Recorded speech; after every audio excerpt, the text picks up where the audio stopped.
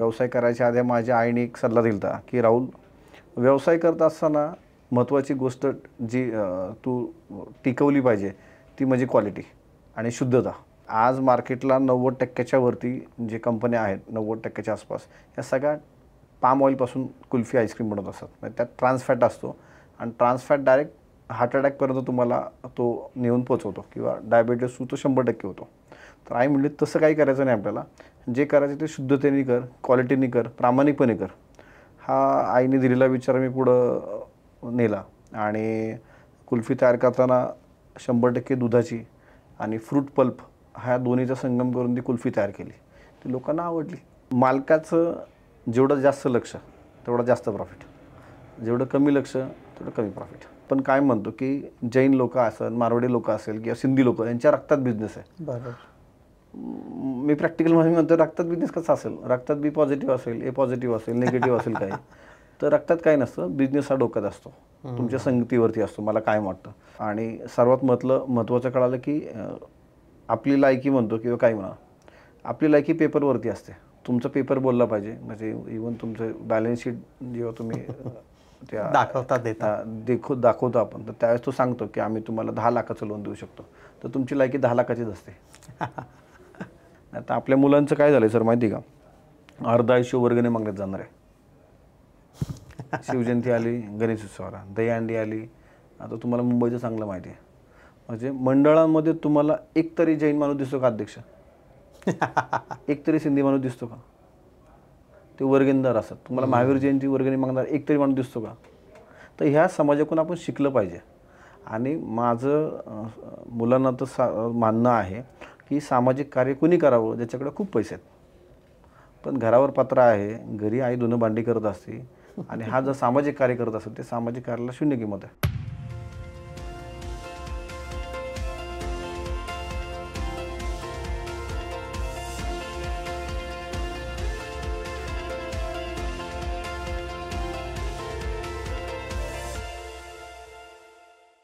जो साहस कर आगे बढ़ता है वही अपनी तकदीर बदलता है. मुश्किलें भी उसकी राह छोड़ देती है जो हर हाल में मेहनत करता है. नमस्कार, हाय, हॅलो, नमस्कार. मी अजय कौटिकवार. डॉमिनिक्स प्रस्तुत उद्योजक कट्ट्यावर तुमचं स्वागत. आत्ता मी ज्या ओळी सांगितल्या ना, ह्या ओळी ज्यांना परफेक्ट लागू होतात अशा गेस्ट आज आपल्या कट्ट्यावर आहेत. आज त्यांचा उद्योग, आज त्यांचा ब्रँड एका मोठ्या उंचीवर पोहोचवलेला आहे. पण हे उंचीवर पोहोचवताना त्यांच्याकडे काय होतं ना, घरची आर्थिक परिस्थिती सकारात्मक नव्हती, ना शिक्षण त्या प्रमाणात नव्हतं.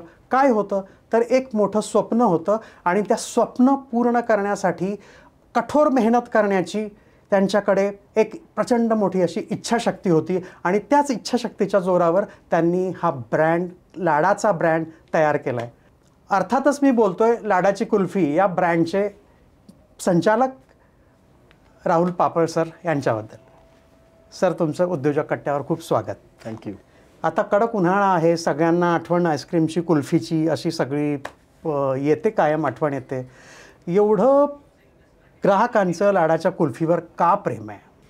एकतर लाडाच्या कुल्फीवर प्रेम का, एकतर सर्वात पहिलं ह्या नावावरती लोकांना छान आवडलं नाव, त्याच्यामुळे पहिलं नावावरती प्रेम केलं. म्हणजे पहिल्यांदा म्हणतात व्यवसाय करताना तुमचा ब्रँड नेम खूप महत्त्वाचा असतो. त्यामुळे ब्रँड नेम आवडला. लोकांनी, बरेच लोकांनी नाव विचारलं की लाडाची कुल्फी का नाव ठेवलं असं. तर मला असं वाटतं की कुल्फी ही फिमेल आहे. आपण तो कुल्फी म्हणत नाही तर तीच म्हणती, ती कुल्फी म्हणतो ना आपण, तो कुल्फी म्हणत नाही तर ती कुल्फी फिमेल आहे. त्यामुळं कुठल्याही फिमेल घरातले असू द्यात, आई असू द्यात किंवा बायको असू द्यात, मुली सगळ्या लाडाच्याच असतात. कुल्फीसुद्धा लाडाचीच असावी आणि म्हणून ते लाडाची कुल्फी असं ब्रँड नेम ठेवलं. आणि थोडंसं वेगळं नाव पाहिजे होतं, मार्केटच्या ब्रँड नेमपेक्षा थोडंसं वेगळं पाहिजे होतं, म्हणून त्या नावावरती पहिलं लोकांनी प्रेम केलं. पण त्याच्यावर न थांबता आम्ही ह्याची जी क्वालिटी आहे, म्हणजे व्यवसाय करायच्या आधी माझ्या आईने एक सल्ला दिला होता की राहुल, व्यवसाय करत असताना महत्त्वाची गोष्ट जी तू टिकवली पाहिजे ती म्हणजे क्वालिटी आणि शुद्धता. म्हणजे आज मार्केटला 90% वरती जे कंपन्या आहेत, 90% आसपास, या सगळ्या पाम ऑइलपासून कुल्फी आईस्क्रीम बनवत असतात. म्हणजे त्यात ट्रान्स फॅट असतो आणि ट्रान्स फॅट डायरेक्ट हार्ट अटॅकपर्यंत तुम्हाला तो नेऊन पोचवतो किंवा डायबिटीस तो 100% होतो. तर आई म्हणली तसं काही करायचं नाही आपल्याला. जे करायचं ते शुद्धतेने कर, क्वालिटीने कर, प्रामाणिकपणे कर. हा आईने दिलेला विचार मी पुढं नेला आणि कुल्फी तयार करताना 100% दुधाची आणि फ्रूट पल्प ह्या दोन्हीचा संगम करून ती कुल्फी तयार केली. ती लोकांना आवडली. त्याच्यामुळे लोकांचं प्रेम आमच्यावरती थोडं जास्त आहे. आत्ता तुम्ही विषय केला क्वालिटी, आई म्हणाली की गुणवत्ता, प्रामाणिकपणा हे सगळं. पण एक आता विषय निघाला म्हणून त्याच विषयावर आपण चर्चा सुरू करू की प्रामाणिकपणा हे बिझनेसमध्ये चालत नाही हो. हे असे खूप लोक म्हणतात. शॉर्टकट पाहिजे, हे प्रामाणिकपणा, क्वालिटीबिलिटी याच्यावर काय बिझनेस उभा करता येत नाही. खरंच सर असं आहे? नाही, काय होतं आहे, आम्ही वारकरी संप्रदायामधली माणसं आहोत. आमची आई तुकाराम महाराजांना फॉलो करते, ज्ञानेश्वर माऊलींना फॉलो करते. आईने सांगितलं की राहुल, ज्या मार्गाने पैसा येतो ना त्याच मार्गाने जात असतो. त्यामुळं पैशाचा येणारा मार्ग ना आपला चांगला पाहिजे, शुद्ध पाहिजे.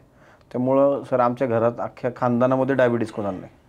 आत्ता ह्या म्हणजे माझं घर एखादं 2-4 लाखात माझं एकच घर असेल की त्या घरात अजूनही शुगर नाही, BP नाही. माझी आजी आहे, त्या आजीचं वय माझं साधारण वडिलांची आई आहे माझ्या, तिचं वय साधारण 80च्या आसपास आहे. अजून तिला BP, अजून गोळी खाल्ली नाही तिने. हा, आपण कलियुगात राहतो आणि शेवट कर्म तशी फळं असतात. आपण पूर्वीकाळ ऐकूत आलो आहे. त्यामुळं आपण चांगलं करत राहायचं, चांगलं होतं आपल्यावर. त्यामुळं प्रामाणिकपणे व्यवसाय आम्ही निवडला आणि तो करता येतो हे तुम्ही सिद्ध करून दाखवलं. एक कुल्फीचा ब्रँड आज तुम्ही जो तयार केला आहे आणि तो एका नावारूपाला आला आहे. असं बऱ्याच वेळा म्हणजे मी विचार करत होतो, अरे कुल्फी एवढं काय असतं, काय ब्रँड असतं त्याचं, म्हणजे एवढा ब्रँड होऊ शकतो का? ही कल्पनाच अचाट आणि म्हणजे खूप वेगळी कल्पना आहे. तर एखादा कुल्फीचा ब्रँड तयार करावा असं तुम्हाला का वाटलं? आणि ही जोखीम तुम्हाला वाटली का की साधी कुल्फी एवढं त्याच्यात ब्रँड करणं आणि एवढं काय असतं त्याच्यात, पण हा बिझनेस करावा एक कुल्फी घेऊन, हे म्हणजे ही स्ट्राईक केव्हा झालं तुम्हाला? नाही, काय आहे, कुठलाही व्यवसाय करत असताना आपल्याला व्यवसायात उतरायचं आहे, कुठलाही व्यवसाय उभा करायचा आपल्याला, तर मला कायम सतत वाटतं की मार्केटची आपण गॅप शोधली पाहिजे. म्हणजे व्यवसाय 2 प्रकारचा होतो. एक तर आपल्या आवडीचा होतो, जे आपल्याला आवडतो तो व्यवसाय करतो, त्यात तुम्ही खुश राहू शकता. पण मार्केटची गॅप आणि मार्केटला काय पाहिजे ते शोधून जर ती आवड तुम्ही केली तर त्यात तुम्ही काही म्हणजे उंचीवर जाऊ शकता. म्हणजे 3 इडियट्समधलं उदाहरण सांगितलं होतं, मला पैसे कमी मिळू देत, मी फोटो काढतो. तर तसा एक व्यावसायिक असतात. आणि दुसरा व्यवसाय तो मार्केटच्या गॅप शोधत असतो. तर मला मार्केटची गॅप दिसली खूप मोठी, ती कुल्फीची. कारण कुल्फीचा एकही ब्रँड नव्हता आणि मग आम्ही खूप त्याच्यावर काम केलं. म्हणजे उदाहरण, आता कुल्फीचा शोध कुठं लागला, तो कुल्फीचं पहिलं जे अक्षर कुल्फी लिहिलं गेलं ते आईने अकबरी नावाचा ग्रंथ आहे अकबराच्या काळात. तर अकबर कसा होता की तो सारखा फिरत असे, तर त्यांनी सगळ्या रेसिपी त्या ग्रंथात लिहिल्यात. म्हणजे बिर्याणीपासून सगळ्या रेसिपी त्याच्यात लिहिल्या आहेत. आणि मग तिथून आम्ही सगळी जर्नी सुरुवात केली की कुल्फीचा शोध कुठे आहे. कुल्फी फारसी शब्द आहे. आणि मग तिथून सुरुवात झाल्यानंतर 90 नंतर आईस्क्रीमनी खूप आपल्याकडं भडीमार केला. म्हणजे एका कंपनीचं नाव घेऊ शकत नाही, लंडनची त्या कंपनी आहे, आता पुण्यात खूप भारतात सगळीकडे आहे. 1800 कोटीचा टर्नओव्हर आहे. एक तर आईस्क्रीम नाही, फ्रोझन डेझर्ट आहे. म्हणजे 100 ml आहे लिहिलेलं आणि 40 ग्रॅमच आहे. पण कुल्फी तशी नसते. कुल्फी भरीव आहे. कुल्फी आमची 75 ml येते आणि 65-70 ml ग्रॅमच्या आसपास तिचं वजन भरतं. म्हणजे बऱ्यापैकी तिचं वजन mlच्या आसपासच असतं. ओतीव कुल्फी आहे, भरीव कुल्फी आहे. पण 90 नंतर ह्या कंपन्यांनी एवढी जाहिरात केली ना, आणि आपण कुठंतरी जाहिरातीला कमी पडतो किंवा आपण आपला प्रोडक्ट मांडायला किंवा दाखवायला, प्रेझेंट करायला आपण कुठंतरी मागं पडलो आहे. म्हणून आपण कुल्फी आपली पुढं नाही आली. मग तो विचार करून म्हटलं तर आपण कुल्फीचा ब्रँड तयार करू आणि ते चांगल्या पद्धतीने मांडू. मांडला आणि तुमच्यासमोर रिझल्ट दिसलेत. सर किती व्याप आहे आत्ता लाडाच्या कुल्फीचा? आत्ता सर आमच्या गेल्या वर्षी जो आमच्याकडे आकडा होता 678 होता. मला असं वाटतं यावर्षी तो 700च्या पुढे गेला असेल आता फ्रँचायझी. आणि ह्या वर्षी मला वाटतं डिसेंबर महिन्यापर्यंत तो 750-800 क्रॉस करेल. कारण आमचं एक्सपेन्शन आता सुरतला आत्ता आमची एक फ्रँचायझी झाली, आता बोडद्यात होती आहे. म्हणजे गुजरातमध्ये जाणार एक तर पहिला ब्रँड. 5 राज्यात आहोत. कर्नाटक हळूहळू वाढत चाललं आहे, नागपूर वाढले छान. तर असं वाढत एक्सपेन्शन वाढत ते वाढेल आता. आणि इतर देशांमध्ये पण तुम्ही म्हणताय की आता? हो, आम्ही गल्फ कंट्रीकडं जास्त आमचं विजन आहे जायचं. कारण तिथं उन्हाळा कायम असतो. म्हणजे 12 महिने तिथं उन्हाळा आहे, तिथं पाऊस नाही आहे. तर 12 महिने आमचं मशीन चालू राहील, आमचं काम चालू राहील. त्यामुळं आम्ही गल्फ कंट्री निवडलेली आहे पहिल्यांदा. मग तिथून आम्ही सगळीकडे जाऊ. सर आता या आईस्क्रीमच्या बिझनेसमध्ये आम्हाला ना एक जनरल प्रश्न पडतो की कुल्फी वगैरे केव्हा खातो आपण? उन्हाळ्यात जास्त खातो. मग हे वर्षभर बिझनेस चालतो कसा? म्हणजे आपण मार्च ते जूनपर्यंत पकडलं की हंगाम असतो, पण इतर 8 महिने कसं असतं? म्हणजे हे काय गणित असतं याच्यामागचं? नाही, काय होतं याच्यात आईस्क्रीम आणि कुल्फी बदनाम झाली मला असं वाटतं की काय, प्रत्येक कुठलाही व्यवसाय बघा त्याला एक सीझन असतो, एक ऑफ सीझन असतो. पण आमचा ऑफ सीझन फक्त पावसाळ्यापुरतं असतो, थंडीत तेवढंच असतं. कारण त्या काळात आपल्याला की थंड नको खाऊ, आजारी पडशील, हे त्यावेळेस होतं. पण सायन्सने सांगितलं की 12 महिने उलट थंडीत आईस्क्रीम जास्त खाल्ली पाहिजे, कुल्फी जास्त खाल्ली पाहिजे. लोक खातात आता, असं काही नाही. आणि व्हॉल्यूम एका लेवलला तुम्ही व्हॉल्यूमला गेले ना, मग सीझन ऑफ सीझन तुम्हाला कळतच नाही. एखाद्या शॉपवर सीझन ऑफ सीझन कळतो, पण एक व्हॉल्यूम मोठा आहे ना आता, त्यामुळे तो सीझन असं लक्षात येत नाही आमच्या. आता 12 महिने आमची फॅक्टरी चालूच असते. आणि म्हणजे हा बिझनेस आहे तो पूर्ण 12 महिनेच चालणारा आणि हे करणार. हो, 100% 12 महिने चालतो. तुम्ही मुंबईला जाऊ ना, तुम्ही छत्री घेऊन खाली कुल्फी खाणारे तुम्हाला लोक देत असतील. त्यामुळे असं काही नाही, 12 महिने सीझन चालतो. आणि माझं म्हणणं आहे की वर्षाला तुम्ही किती टर्नओव्हर करताय, तर 4 महिन्यात करताय का 5 महिन्यात करताय, शेवट अंतिम ते टर्नओव्हर आहे आणि पैसे देत. किती म्हणजे व्हॉल्यूम किती याचा? किती दररोज प्रोडक्शन तयार होतं? आणि प्रोडक्शन साधारण आम्ही हायेस्ट प्रोडक्शन काढतो 1.25 लाख कुल्फी पर डे. गेल्या वर्षी 1.5 लाखावरती होतं. आता ते साधारणतः जसे फ्रँचायसी वाढतील तशा त्या आणि किती लिटर दूध लागतं? साधारण 25,000 लिटरच्या आसपास आम्हाला पर डे दूध लागतं. कधी कधी आमचं थांबवावं लागतं प्रोडक्शन, कारण कधी कोल्ड रूम ओव्हरफ्लो होतं, मग कधी पुढची गाडी एखादी 2-4 लेट होतात, मग थांबावं लागतं. पण 25,000 लिटर ॲव्हरेज लागतं आम्हाला. हे पुण्यात कुठे होतं हे सगळं प्रोडक्शन? आणि प्रोडक्शन कात्रजला होतं. आणि जे दूध आहे त्यासाठी आम्ही जे गोठे आहेत पुण्याच्या आजूबाजूला, ते सगळे गोठे 5-6 आम्ही टाईप केलेले आहेत. त्या गोठ्यांतून आम्हाला दूध येतं. आम्ही शक्यतो पिशवीचं दूध 100% वापरत नाही, डायरेक्ट कोरं दूध वापरतो. त्यांना सांगितलं 2 रुपये जास्त घ्या बाबा, पण आम्हाला चांगलं दे. आज लाडाच्या कुल्फीनं एका उंचीवर हा ब्रँड आहे आणि तो तुम्ही 2018 सुरू केला. 7 एप्रिल 2018. फार काही म्हणजे उशीर म्हणजे असा खूप जुना पण तो व्यवसाय नाही आहे. पण याच्या आधी जे तुम्ही बीज रोवलं आहे ते 2000 पासून तुमचा हा प्रवास सगळा सुरू होतो, तो 2018 पर्यंत खूप अप अँड डाऊन्स आले. तुम्ही खूप वेगवेगळ्या पद्धतीचे बिझनेस केले.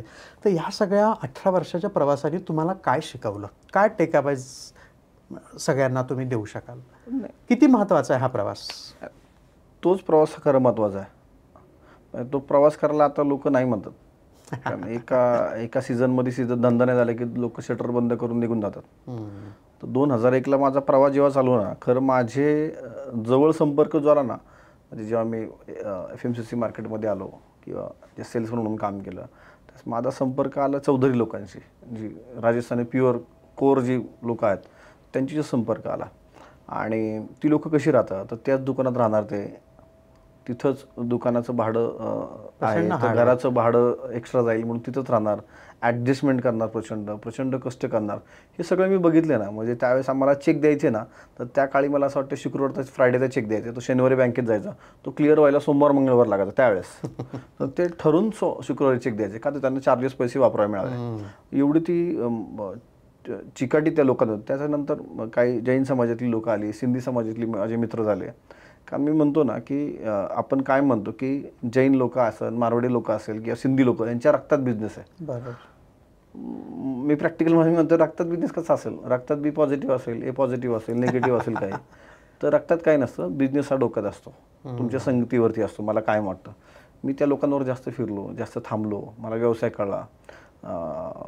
आणि सर्वात महत्त्वाचं कळालं की आपली लायकी म्हणतो किंवा काय म्हणा, आपली लायकी पेपरवरती असते. म्हणजे तुम्ही किती सोनं घातलं आहे, किती नाणं घातलं आहे, याला किंमत नसते. तुमचा पेपर बोलला पाहिजे. म्हणजे इव्हन तुमचं बॅलन्स शीट जेव्हा तुम्ही त्या दाखवतो आपण, तर त्यावेळेस तो सांगतो की आम्ही तुम्हाला 10 लाखाचं लोन देऊ शकतो, तर तुमची लायकी 10 लाखाचीच असते. मग ते मला त्यावेळेस कळलं की आपण पेपरवरती पाहिजे. म्हणून लाडाच्या कुल्फीनी आत्ता महाराष्ट्रातला सगळ्यात जास्त GST भरला कुल्फीवरचा. क्या बात. त्यामुळं महाराष्ट्र राज्य शासनाने मला महाराष्ट्र भूषण पुरस्कार दिला. कारण कुल्फीवरती कोणच नव्हतं भरणार. एक तर जे विक्रेते आहेत ते साधारण UP बिहारहून आलेल्या रोडला काहीतरी त्या गाड्या लावतात राजस्थानी काही बंधू आहेत आपले, ते येतात इथं, ते गाड्या लावतात, ते लावू शकतात. काय व्यवसाय, आपण भारत देशात राहतो, कुठे कोणी व्यवसाय करून. पण ही लोक GST इन्कम टॅक्स भरतात का? तर नाही भरत. ते साधारण 4-6 महिने काही धंदा करणार, गावाला निघून जाणार. इन्कम टॅक्स सोडा, GST सोडा इन्कम टॅक्सच भरत नाही. तर त्यात मी प्रामाणिकपणे भरत गेलो आणि पेपर माझे चांगले करत गेलो. त्याच्यामुळे हा ब्रँड तयार झाला. आणि हा तुमचा तो 18 वर्षांचा प्रवास आहे ना. ते अनुभव सर खूप आलेत ना. त्या अनुभवात मला खूप लोक भेटली, बिझनेस मला कळाला की कशा पद्धतीनं करतात, त्याची सिस्टीम काय असते, त्याला किती मेहनत असते. मार्केट करताना कुठे बघा, आज कॉर्नरचं दुकान एखाद्या स्वीट होमचंच असतं, मग ते स्पॉट कधी चुकत नाही त्यांचा. बघा ना, सिरवी बंधू तुम्ही कॉर्नरला बघा, कॉर्नरला कायम तुमच्या ते स्वीट होम असतंच, कॉर्नरचं दुकान कायम त्यांचीच असतात. मग आपण काय करतो, मामाचं दुकान आहे, काकाचं दुकान आहे म्हणून कुठलं तरी कोपऱ्यात दुकान घेऊन चालू करतो. स्पॉट महत्त्वाचा आहे ना. दुकान तुमचं मान्य आहे, घरचं दुकान आहे, पण त्याला स्पॉट आहे का ते पाहत नाही आपण. मारवाडी माणूस दुकान घ्यायचं म्हणलं ना, तिथं दिवसभर थांबतो, बघतो किती लोक येतात, किती नाही, असं सगळं ते तो डेटा तयार करतो आणि मग तिथं दुकान टाकतो. आपलं काय नाही, आपलं आपण म्हणतो की स्वस्त दुकान मला भाड्याने पाहिजे, ती लोक म्हणतात मला महाग पाहिजे. कारण महाग दुकान तुम्हाला तेवढा धंदा पण देत असतं. पण आपला माइंडसेट असं की मला स्वस्तचं दुकान पाहिजे, आणि ते स्वस्त बघत नाही, ते महाग बघत बसतं. असा खूप मोठा फरक आहे. या 18 वर्षात जसं तुम्ही म्हणालात ना, ही जर्नी करण्याची कोणाची तयारी नाही आजकाल. म्हणजे ज्याला आपण म्हणतो ना, अपयश पचवणं. अनेक जण थोड्या गोष्टीसाठीच एखाद्या वेळेस कुठे काहीतरी अपयश आलं आहे, जमलं नाही, तर लगेच ते सोडून हताश होतात किंवा निराश होतात. तर हे अपयश पचवायचं कसं? आणि तुम्ही काय केलं तुमच्या आयुष्यातल्या उदाहरणातून सांगा. माझ्या आयुष्यात एक तर माझे आदर्श शिवाजी महाराज आहेत, लक्षात ठेवा, आणि सगळ्यांचेच असावेत. तर मी इतिहासात रमलो नाही. माझं काय म्हणणं आहे की इतिहासात रमायचं नसतं, इतिहासात शिकायचं असतं. आपण रमून गेलो आहे जयंत्यांमध्ये, तर त्यातून शिकलं पाहिजे. तर मी काय शिकलो की लक्षात ठेवा, अपयश आहे, महाराजांच्या आयुष्यात अपयश आलीत का नाही. जेव्हा मिर्झा राजाशी तह केला तेव्हा 23 किल्ले दिलेत ना, अपयश आहेत ना ते. पण आल्यानंतर महाराज जेव्हा दिल्लीहून आले त्याच्यानंतर 50-100 किल्ले परत घेतलेत. बरोबर. अपयश हे थोड्यासाठी असतं ना, अपयश तुम्हाला शिकवत असतं. मला असं वाटतं, नुसतं यश करत आलं तुमच्या डोक्यात एक वारस येतं की अरे मी तिथं लात मारत येतो, पाणी काढतो, असं ते. त्यामुळं अपयश तुम्हाला आलंच पाहिजे, आणि अपयश तुमचा गुरु असतो. पण हे लोकांना ते उलटं घेतात की अपयश म्हणजे त्याला असं वाटतं आता संपलात आपलं. असं नाही होत. महाराजांच्या काळात खूप अडचणी आल्यात महाराजांना. अफजल खान आला आहे, सगळ्यांनी सांगितलं की महाराज भेटू नका त्याला. त्यातून सगळ्यांना हिस्ट्री माहिती आहे ना. म्हणजे अफजल खान प्रकरण बघा, शाहिस्ते खान बघा, महाराज दिल्लीला गेले तिथून सुटून आलेत. तर हे किती अडचणीतून आहे, किती प्रेशर आहे यातून. खूप आणि त्याग करावा लागतो. म्हणजे मी सांगितलं ना की महाराजांनी तुम्हाला कधी असं वाटलंय का की महाराजांनी कधी महाराजांच्या बायकोला घेतले, गोव्याला फिरायला गेले, बघितले का? 50 वर्षात महाराजांचं आयुष्य 50 वर्ष आहे. पण 50 वर्षात त्यांनी एवढं काही उभं केलं आहे की जोपर्यंत सूर्यचंद्र आहे तोपर्यंत त्यांना ओळखणारे लोक आहेत. त्यांचं नाव कधीच विसरणार नाही लोक. ते श्रीमंत म्हणून ओळखले गेले का? त्यांनी तेवढं काम केलं आहे मोठं. तर ह्या अडचणीतून आपण शिकलं पाहिजे. मी सांगितलं नाही, इतिहासात रमलं नाही पाहिजे. आता आपल्या मुलांचं काय झालं सर माहिती का, अर्ध आयुष्य वर्गणी मागण्यात जाणार आहे. शिवजयंती आली, गणेश उत्सवाला दहीहंडी आली. आता तुम्हाला मुंबईचं चांगलं माहिती आहे, म्हणजे मंडळांमध्ये तुम्हाला एक तरी जैन माणूस दिसतो का अध्यक्ष? एक तरी सिंधी माणूस दिसतो का? ते वर्गणीदार असतात. तुम्हाला महावीर जयंती वर्गणी मागणार एक तरी माणूस दिसतो का? तर ह्या समाजाकडून आपण शिकलं पाहिजे. आणि माझं मुलांना तर मानणं आहे की सामाजिक कार्य कोणी करावं ज्याच्याकडे खूप पैसे आहेत. पण घरावर पत्रा आहे, घरी आई धुणं भांडी करत असते, आणि हा जर सामाजिक कार्य करत असेल ते सामाजिक कार्याला शून्य किंमत आहे. अगदी बरोबर. म्हणजे मी काय म्हणतो, खिशात गांधी आणि डोक्यात छत्रपती असेल तर जगात तुम्हाला किंमत आहे, तुम्हाला किंमत बिलकुल नाही. अगदी खरं आहे. आता आपण ब्रँडचा उल्लेख केला. ब्रँड तयार कसा होतो? म्हणजे तुम्ही तुमचा ब्रँड, आपल्या यशस्वी उद्योजक आणि तेयासराशी खूप छोटे उद्योजक कनेक्टेड आहेत. सगळे त्यांना ब्रँड आपला तयार करायचा आहे. काही जण त्याच्यासाठी प्रयत्न करतात, काही जण नुकतीच सुरुवात केलेली आहे. अशा लोकांना तुम्ही कुठल्या अशा गोष्टी सांगाल की जेव्हा ब्रँड तयार करायचा असतो तेव्हा त्यांनी काय काळजी घेतली पाहिजे? सर्वात पहिलं ब्रँड नेम सर्वात महत्त्वाचं.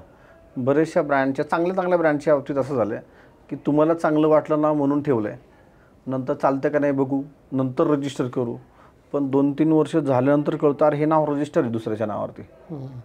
मग परत तुम्हाला पहिलीच बसावं लागतं, एक तर ब्रँड नेम चेंज करावं लागतं. असं झालं आहे बऱ्याचशा बाबतीत. त्यामुळं सगळ्यात पहिलं तुम्हाला जर एखादा ब्रँड उभा करायचा असेल तर ते नाव रजिस्टर पाहिजे, ते नाव अवेलेबल पाहिजे गव्हर्नमेंटच्या साईडवरती, तर ते नाव तुम्ही ठेवू शकता. त्याच्यानंतर गव्हर्नमेंटचे जे काही नियम्स आहेत, शॉप ॲक्ट असतील, हे सगळे तुम्ही काढले पाहिजे. त्याच्यानंतर लोकांना काय आलं की ब्रँड म्हणजे चांगला टी शर्ट घातला, चांगलं दुकान चकाचक केलं, बोर्ड चांगला आला म्हणजे ब्रँड नसतो. ब्रँडचा अर्थ काय, तर ब्रँडचा अर्थ विश्वास आहे. म्हणजे आपण एखाद्या कंपनीचा शूज घेतला तर आपल्याला माहिती आहे हा 4-5 वर्ष टिकणारच आहे, ही खात्रीच आहे आपल्याला.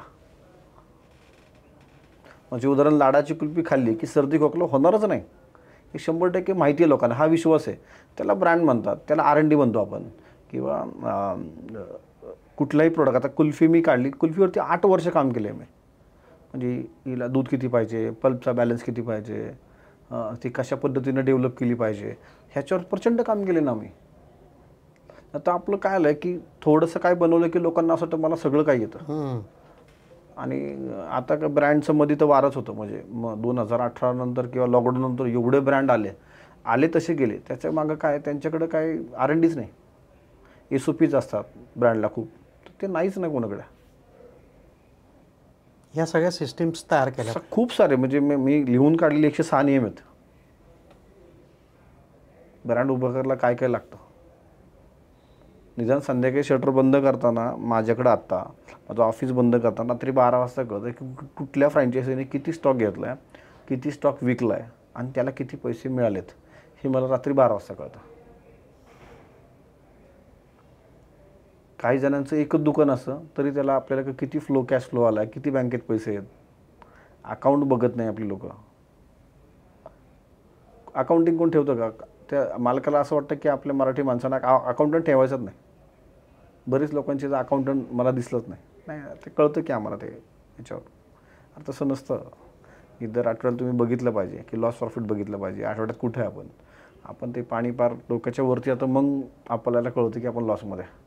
माझं म्हणणं ते रोज चेक केलं पाहिजे. खूप ब्रँडचे नियम आहेत, असंख्य नियम आहेत. 5 असे कुठले तुम्हाला महत्त्वाचं सांगता येतील की जे प्रत्येकाने. सगळ्यात महत्त्वाचं क्वालिटीच, सर्वात महत्त्व क्वालिटी. ब्रँड उभा करता क्वालिटी. आणि ब्रँड घेताना, म्हणजे कुठलाही ब्रँड घेताना तर आम्ही तर आमच्या ह्याच्यामध्ये 5 गोष्टीपेक्षा 3च गोष्टी सांगतो. क्वालिटी, सर्व्हिस आणि मार्जिन. ह्या 3 गोष्टीवरती तुमचा ब्रँड माझा उभा आहे. म्हणजे कोणी जर फ्रँचायझी मागायला मला जर आलं तर मी सांगतो आम्ही फक्त कंपनी क्वालिटी देऊ शकते चांगली, उत्तम. ती कधी कॉम्प्रोमाइज झाली तर आमच्याकडून पैसे घेऊन जाऊन आम्ही. सर्व्हिस महत्त्वाची, कारण तो माझ्या जीवावर त्याने दुकान घेतले, फ्रँचायझी घेतली, तर त्याला वेळेवर माल पोचणं गरजेचं आहे. त्याला जी कमिटमेंट केली मी मार्जिनची, ते मार्जिन माझं तेवढंच गेलं पाहिजे. पण ते मार्जिन काढताना पण मी विचार काय केला आहे की बाबा त्याचं दुकान आहे, त्याला ऑफ सीझन काढायचं, त्याला सीझन काढायचा आहे, मग त्याला किती मार्जिन पाहिजे, मग त्याला रोज किती धंदा दिला पाहिजे, त्याचा गोल सेट केला पाहिजे कंपनीने, किंवा तो एवढा सेल करायचा आहे, तुला एवढं पळायचं तर तुझं लाईट बिल भाडं निघेल, एवढं पळाला तर तुला प्रॉफिट होईल, तेवढं पळाला तर तुझा ROI निघेल एका वर्षात. अशी आम्ही त्याला लाईन दिलेली आहे. तर ह्या 3-4 गोष्टी आहेत, ह्या जपल्या पाहिजे. आत्ता तुम्ही म्हणालात की 700 आता जवळपास तुमच्या फ्रँचायझी होतील. हे खूप महत्त्वाचा प्रश्न आहे बिझनेस करताना. फ्रँचायझी मॉडेल एक खूप उभं केलं, याच्यात खूप येतात जातात. तुम्ही जसं आत्ता म्हणालात की खूप याच्यात वेगवेगळे प्रकार पण होत आहेत. तर फ्रँचायझी मॉडेल उभं करताना काळजी काय घ्यावी, आणि ॲज अ ओनर म्हणून तुम्ही काय काळजी घेता, आणि ज्यांना घ्यायची आहे त्यांनी कुठल्या कुठल्या गोष्टी लक्षात ठेवल्या पाहिजे? खूप महत्त्वाचा मुद्दा हा आहे आणि तो खूप आग्रहाने तुम्ही मांडता. काय नाही, काय सिम्पल आहे. लाडाच्या कुल्फीची पाईपलाईन जी आहे ती साधारण माझ्या लाडाच्या कुल्फीच्या खाली एक सिंगल बिल होतं महाराष्ट्राला, त्याला सुपर स्टॉकिस्ट नाव म्हणून आपण. आणि सुपर स्टॉकिस्टच्या अंडर डिस्ट्रीब्युटर आहे. डिस्ट्रीब्युटर अंडर फ्रँचायझी, डिस्ट्रीब्युटरच्या अंडर फ्रँचायझी आहे, फ्रँचायझीच्या अंडर एंड कस्टमर आहे, बरोबर. तर माझं सर्वांना म्हणणं आहे की फ्रँचायझी मॉडेल करताना खालच्याचा विचार जास्त करावा. जो टिकला तर मी टिकेल. बरोबर. बऱ्याचदा काय होतं की मला फ्रँचायझीचे पैसे फक्त 3 लाख रुपये खिशात टाकायचे आहेत, नंतर ती फ्रँचायझी चालू अगर न चालू मला काही घेणं नाही. तर हा माइंडसेटचे जे काय फ्रँचायझी ओनर आहेत किंवा कंपनी ओनर आहेत, जे ब्रँडचे ओनर आहेत, त्यांचा माइंडसेट असा नसावा. म्हणजे मी कधी देवाच्या पुढं नतमस्तक होताना पाया पडताना सांगतो की माझ्या फ्रँचायझी सगळ्यात चालू देत, व्यवस्थित चालू देत. कारण तोच मला कलेक्शन करून वरती सगळ्यांना पैसे देणार आहेत ना. तर आपण त्याचं चांगलं भलं बघितलं पाहिजे. त्याच्या कुठल्याही अडचणीला आम्ही रात्री आमचा टोल फ्री नंबर आहे, 24 अवर्स आहे. त्याच्या अडचणीला आपण उभं राहिलं पाहिजे ना. त्याचे पाय जर मी मजबूत केले तर मी मजबूत राहील. पिरामिड स्ट्रक्चर आहे. मी जर या श्रीकृष्ण दिसत असेल तर माझ्या मागं सक्सेसला सगळे माझ्या फ्रँचायझी आहेत, माझे कस्टमर ग्राहक आहेत. म्हणजे आमच्याकडे सिस्टम आहे, खालच्या माणसाला तुमचा जो माणूस आहे ना त्याला सुखी ठेवा. हा आमचा स्ट्रक्चर आहे. आणि फ्रँचायझी देताना आम्ही 2-4 गोष्टी एकतर बघत असतो की त्याला गरज आहे का पहिली. म्हणजे लाडाच्या कुल्फीच्या कंपनीत पैसे जर लावले तर हे चांगले पैसे मिळतात ह्या भावनेने येणाऱ्या माणसाला मी देत नाही फ्रँचायझी. किंवा तुला गरज आहे का नक्की, तू किती वेळ देऊ शकतो, तू किती वेळ देऊ शकतो, हे सर्वात महत्त्वाचं. त्यानंतर जो स्पॉट आहे तो जसं मगाशी म्हटलं की चांगला स्पॉट असेल तर द्यायची. निगेटिव्ह स्पॉट असेल तर मला माहिती आहे तर चालणारच नाही, तर तिथं आम्ही नाही म्हणतो सर. म्हणजे आमच्याकडं आत्ता 8,500च्या आसपास लीड पडलेल्या आहेत. पण त्यातल्या सगळ्या निगेटिव्ह आम्ही काढून हे एवढ्या आम्ही उभ्या केलेल्या आहेत. जर आम्ही उभ्या म्हणलं असतं ना की आम्हाला येईल त्याला द्यायची आहे तर आम्ही आत्तापर्यंत सर जास्त नाही 2,000च्या आसपास आम्ही आत्ता फ्रँचायझी ओपन केल्या असत्या. त्याच्या मागं मला माहिती नाही की पुढं जाऊन खड्ड्यातच पडणार आहे. तर मी तू नको चालू करू, तू स्पॉट बदल. तर ही म्हणायची ताकदसुद्धा आपल्यात पाहिजे. तुम्हाला माहिती आहे ना पुढं जाऊन हा विद्यार्थी नापास होणार आहे, त्याला सांगायला पाहिजे ना चांगला अभ्यास कर, सगळं तयारी कर, मग तू पेपरला बस. शिक्षकाला माहिती असतं ना हा किती टक्के पडणार आहे, हा नापास होणार आहे. त्याला चांगली ताकद, चांगली मार्क पाड, चांगले अभ्यास कर, चांगला स्पॉट शोध, मग जाऊ. तरच ती फ्रँचायझी यशस्वी होऊ शकते. कुठल्याही ब्रँडकडे जाऊ तुम्ही, तो आला म्हणून द्यायचं नसतं. कारण मालकाचं जेवढं जास्त लक्ष तेवढं जास्त प्रॉफिट, जेवढं कमी लक्ष तेवढं कमी प्रॉफिट. साधं गणित. साधं गणित आहे. मालकाचं 100% लक्षच पाहिजे तर त्याचा 100% धंदा उभा राहील. आणि पहिल्या 2-4 वर्षात आहे ना तुम्हाला खूप ताकद द्यावी लागते. तो 5-6 वर्ष असं येतं ना तुमचं 4-5 वर्षात सगळं भरून देतो. व्यवसाय पण तुमची परीक्षा घेणारच ना, की असं की उघडला लगेच तो चाललाय असं नाही ना. व्यवसाय 10वी-12वीच्या परीक्षा बोर्डासारखा आहे. जेवढा चांगला अभ्यास कराल तेवढा तुम्ही चांगला मार्क पाडसाल. तुम्ही सिस्टीमचा काय उल्लेख करता? सिस्टीम्स तयार केल्या पाहिजे, छोटा असो मोठा असो कोणी उद्योग, किती महत्त्वाचं आहे. कारण आपले उद्योजकांना असं वाटतं ना की ह्या सिस्टीम्स काय गरज आहे, चाललंय त्यांना, येतात दररोज पैसे, आपण बघतोय हे, आणि आपलं चांगलं चाललंय, आता काही गरज नाही आहे. तर सिस्टीम्स तयार करणं किती महत्त्वाचं आहे? नाही, ह्या सिस्टीमवरती पण माझे आदर्श ते सिस्टीमवरती शिवाजी महाराजच आहे. शिवाजी महाराजांचं अख्खं स्वराज्य डिसिप्लिनमुळं टिकलेलं आहे, सिस्टीममुळं टिकलेलं आहे. म्हणजे पन्हाळ्याच्या जेव्हा त्या जाळ्यात जेव्हा महाराज अडकले होते तर नेताजी पालकर उशीर आले, तर तुम्ही सगळ्यांनी वाचलं असेल. तर नेताजी पालकरला सुद्धा एवढ्या मोठ्या माणसाला सुद्धा महाराजांनी घरी बसवलं होतं. तू उशीर काला घरी बस, ही सिस्टीम आहे ना, बरं, डिसिप्लिन आहे.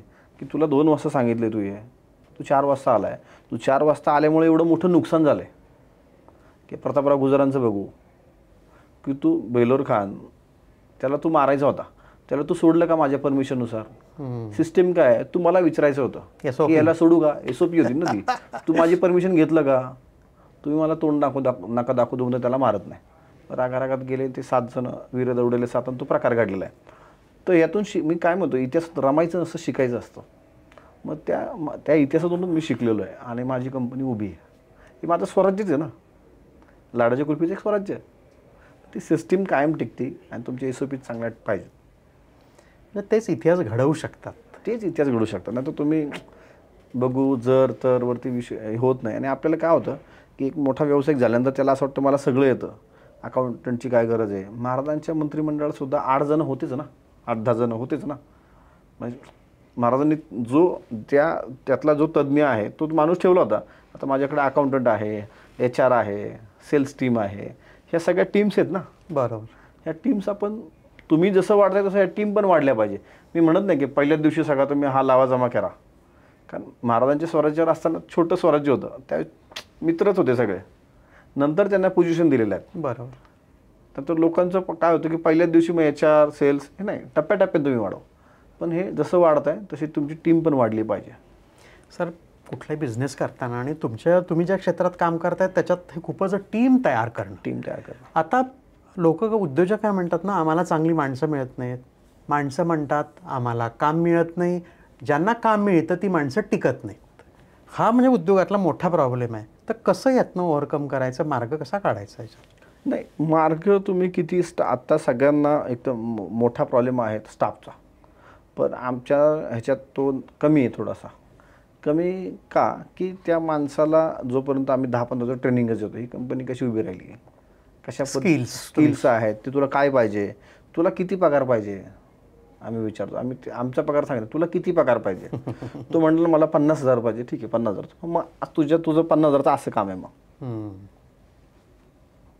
मग त्याला आम्ही स्कीम सांगतो की उदाहरण, आमचा जो फॅक्टरीतला स्टाफ आहे तर तो अनस्किल्ड स्टाफ आहे, म्हणजे खूप शिक्षण नाही किंवा काय नाही असा स्टाफ आहे तो.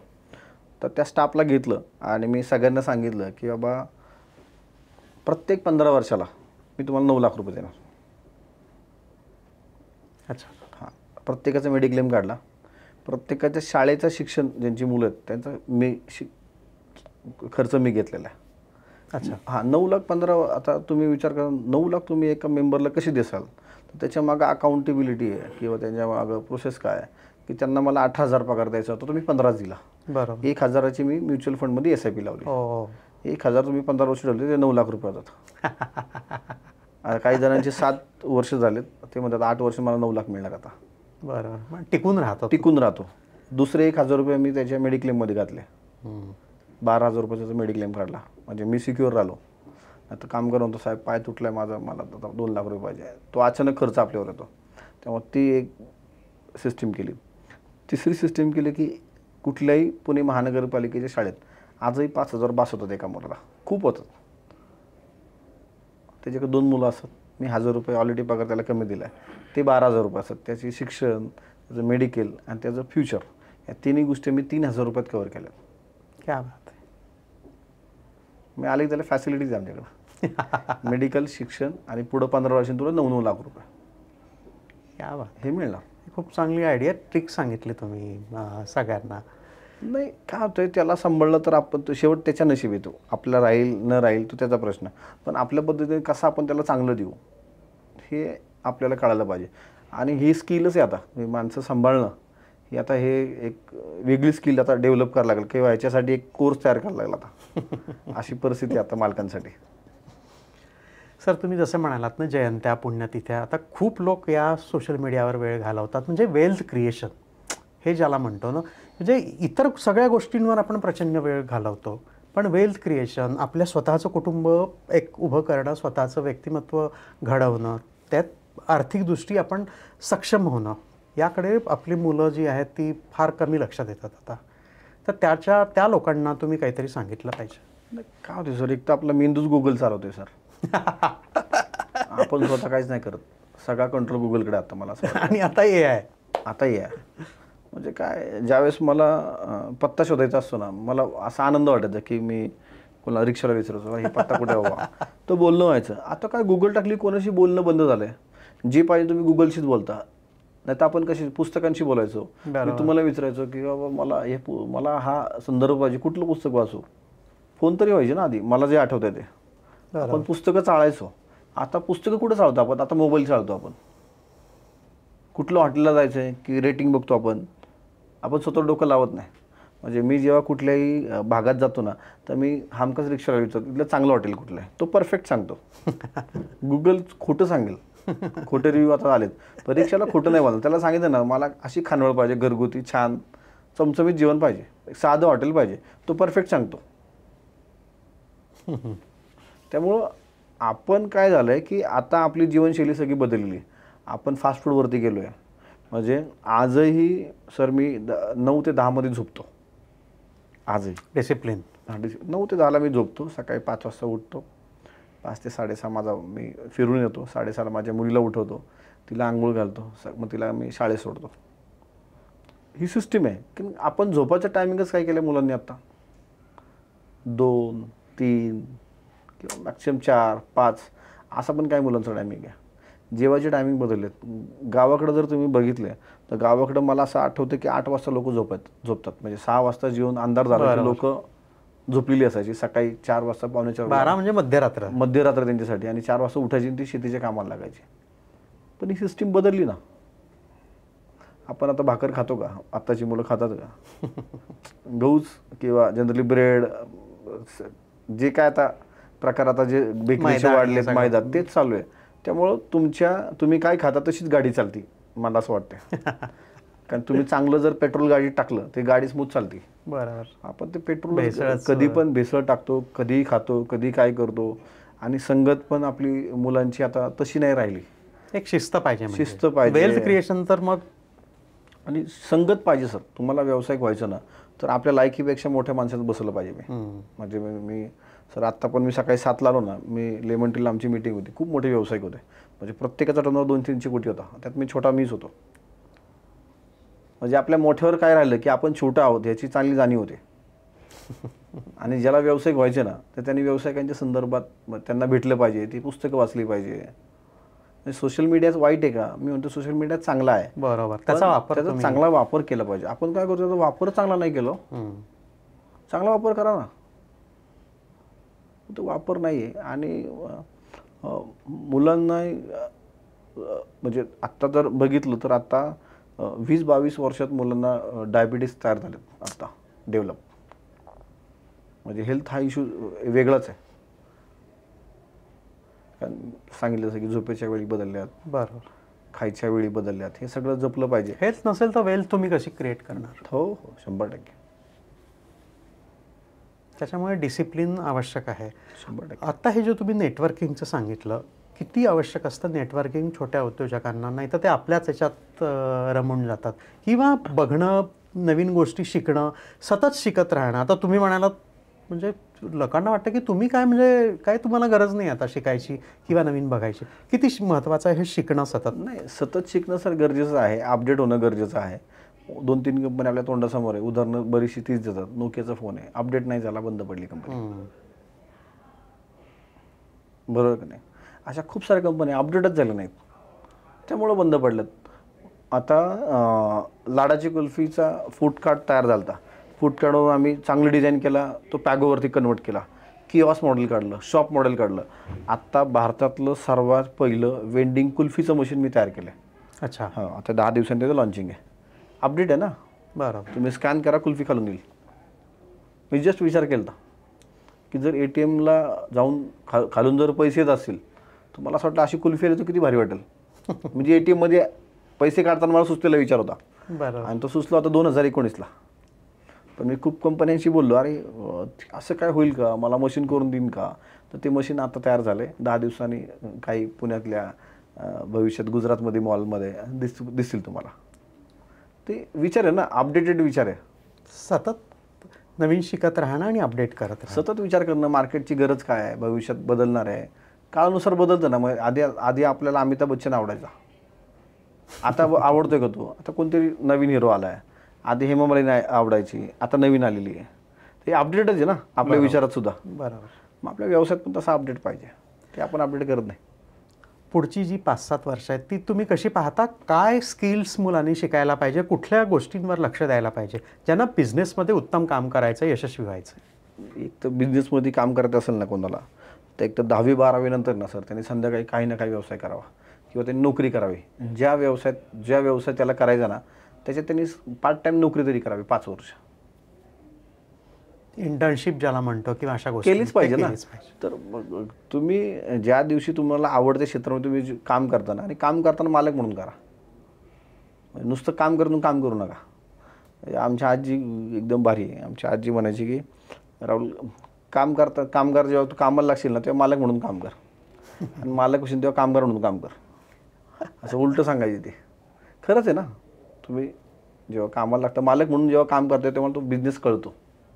तर कळून घ्यायची मानसिकताच आत्ता नाही. आताची मुलं आईवडिलांना किती फाट्यावर मारतात ते तुम्हाला चांगलं माहिती आहे. आईवडिलांनी तुम्हाला काय कळतं, आता नवीन बदलले. अरे हो, पण ते कळायला पाहिजे. त्यामुळं मुलांनी शक्यतो 10वी-12वी नंतर माझं म्हणणं आहे की कुठं ना कुठं जॉब करावा. आणि व्यवसाय करत असेल तर त्यांनी जेवढी लवकर सुरुवात करसाल तेवढं अतिउत्तम. म्हणजे माझी सुरुवात वयाच्या 14व्या वर्षी झाली आणि आज माझं वय आता 39 आहे आणि माझ्या कंपनीचा IPO साधारण माझ्या वयाच्या 42व्या वर्षी. क्या बात आहे.